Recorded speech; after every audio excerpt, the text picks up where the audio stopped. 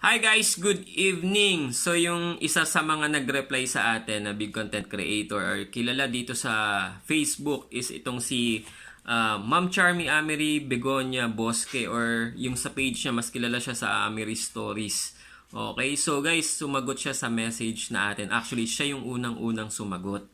Okay, tapos nag-comment din siya doon sa post natin, nag-send pa siya ng stars. At hindi lang yan guys, no? Ayan, finalo niya rin po tayo. Ayan, thank you so much Ma'am Charmy.